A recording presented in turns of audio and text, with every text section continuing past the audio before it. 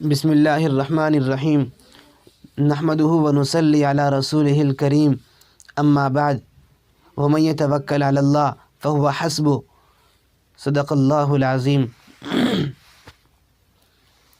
جو بندہ اللہ تبارک و تعالیٰ کو اپنے لیے کارساز سمجھتا ہے، اللہ تعالیٰ پر اعتماد رکھتا ہے، اس پر بھروسہ رکھتا ہے، اللہ تعالیٰ سب کی جانب سے اس کے لیے کافی ہو جاتا ہے۔ پوری دنیا اس کے مخالف ہو جائے، پورا معاشرہ اس کے مخالف ہو جائے، پوری قوم اس کے مخالف ہو جائے، پورا شہر اس کے مخالف ہو جائے، پورا محلہ، پورا خاندان اس کے مخالف ہو جائے، کوئی اس کا کچھ بگاڑ نہیں پاتا۔ اللہ تعالیٰ اس کی حفاظت کرتے ہیں، اس کے اور خاندان کے مابین، اس کے اور محلے کے مابین، اس کے اور پورے معاشرے یا قوم کے مابین اللہ تبارک و تعالیٰ آ جاتے ہیں۔ اللہ اپنے فرشتوں کو بھیج دیتے ہیں۔ اللہ تعالیٰ اس کے گارڈ کے طور پر جن چیزوں کو معمور کرتے ہیں ان کا نام ہوتا ہے فرشتہ۔ اللہ تعالیٰ کہتے ہیں کہ میرے اس بندے کی حفاظت کا کام اے فرشتوں اب تمہارا ذمہ ہے۔ تو مسئلہ یہ ہے کہ ہم لوگ اپنے رب کے ہو جائیں، ہم لوگ اپنے اللہ پر بھروسہ کریں۔ مصیبتیں اگر آئیں ہم اپنے اللہ کی طرف رجوع کریں، ہم خوشی کے زمانے میں ہوں ہم اپنے اللہ کی طرف رجوع کریں۔ ایک بات یہ ہے کہ ہم جب اچھے حال میں ہوتے ہیں، خوشی کے حال میں ہوتے ہیں، اللہ تعالیٰ کی نعمتیں سے ہم لوگ مزے لے رہے ہوتے ہیں، لطف اندوز ہو رہے ہوتے ہیں، تو ہم اللہ کو بھول جاتے ہیں۔ نہ مسجد کا رخ کرتے، نہ مدرسے کا، نہ نماز پڑھتے، نہ قرآن، نہ ذکر کرتے، نہ دعا، سب چیزیں ہم لوگ بھول جاتے ہیں۔ پھر انہی ایام میں ایک دن ایسا آتا ہے کہ ایک مصیبت ہمارے اوپر آن پڑتی ہے، ایک مشکل ہمارے سامنے آن کھڑی ہوتی ہے، ایک مصیبت کا لمحہ ہمارے سامنے ہوتا ہے۔ اس وقت ہم اللہ کو پکارتے ہیں، یہ اچھی بات نہیں ہے۔ اللہ بھی تو کہہ سکتا ہے کہ جب تو مزے میں تھا، جب میری نعمتیں تجھ پر برس رہی تھی، میری رحمتیں تجھ پر برس رہی تھی، اور میں دیکھ رہا تھا آسمان سے کہ دیکھتے ہیں یہ میرے در پہ آتا ہے کہ نہیں آتا ہے، میں دیکھ رہا تھا آسمان سے کہ دیکھتے ہیں یہ آ کر کے سر جھکاتا ہے کہ نہیں جھکاتا ہے، میں دیکھ رہا تھا آسمان سے کہ دیکھتے ہیں یہ آ کر کے شکر ادا کرتا ہے نہیں کرتا ہے۔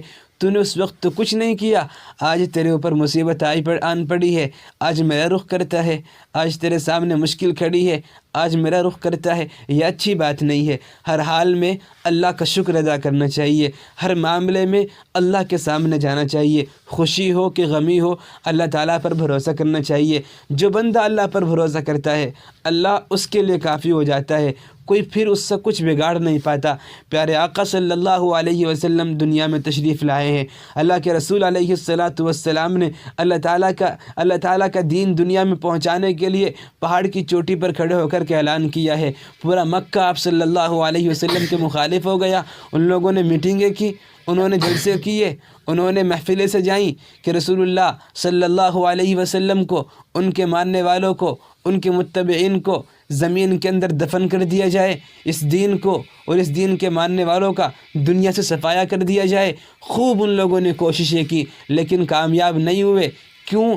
اس لیے کہ رسول اللہ کے ساتھ، آپ صلی اللہ علیہ وسلم کے صحابہ کے ساتھ اللہ تبارک و تعالیٰ تھے، وہ کچھ بھی نہیں کر پائے۔ الحمدللہ وہ دین آج تک چلا آ رہا ہے، وہ قرآن آج تک چلا آ رہا ہے، وہ ایمان آج تک چلا آ رہا ہے، اور یہ چلتا رہے گا قیامت تک۔ یہ دین بھی باقی رہے گا، یہ ایمان بھی باقی رہے گا، اور یہ اسلام بھی باقی رہے گا، اس کے ماننے والے بھی باقی رہیں گے۔ بات اتنی سی ہے کہ بھروسہ اللہ پر ہو۔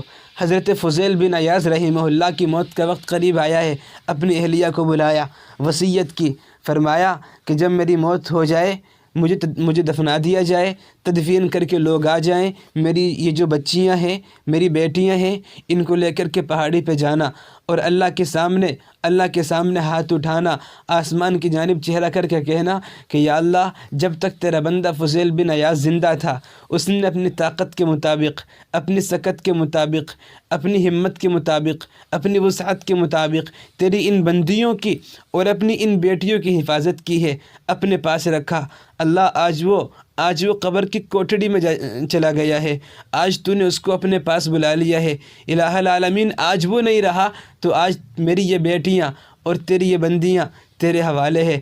حضرت فضیل بن عیاض رحمہ اللہ کا انتقال ہو جاتا ہے، تدفین ہو گئی۔ ان کی اہلیہ وصیت کے مطابق اپنی بیٹیوں کو لے کر کے پہاڑی پہ گئی، آسمان کی جانب چہرہ اٹھا کر کے آنکھوں سے آنسو جاری ہو گئے ہیں۔ اپنے اللہ سے کہا، یا اللہ آج فضیل چلا گیا، قبر کی کوٹڑی میں ہے، اور تیری یہ بندیاں، میری یہ بیٹیاں جن کی کفالت وہ تیرا بندہ کرتا تھا، آج میرے پاس وہ نہیں ہے۔ یا اللہ آج میں تیری یہ بندیاں آج تیری امانت میں تیرے حوالے کرتی ہوں۔ حضرت فضیل بن عیاض رحمہ اللہ کی اہلیہ یہ بات کہتی ہے اور رونے لگتی ہے، اپنی بے بسی پر رونے لگتی ہے، اپنی بے بسی پر رونے لگتی ہے۔ ان کے منہ سے آواز نکلتی ہے، ان کی آہو بکا بلند ہو جاتی ہے۔ اسی راستے سے یمن کے بادشاہ کا گزر ہو رہا تھا، اسی راستے سے یمن کے بادشاہ کا گزر ہو رہا تھا۔ اس نے آہو بکا کو سنا، اس نے پکار کو سنا، رونے کی آواز کو سنا، تو اس نے آ کر کے دیکھا، مسئلہ معلوم کیا، دریافت کیا کیا مسئلہ ہے، کیوں رو رہی ہو یہ بچیاں، کیا مسئلہ ہے، کیا بات ہے؟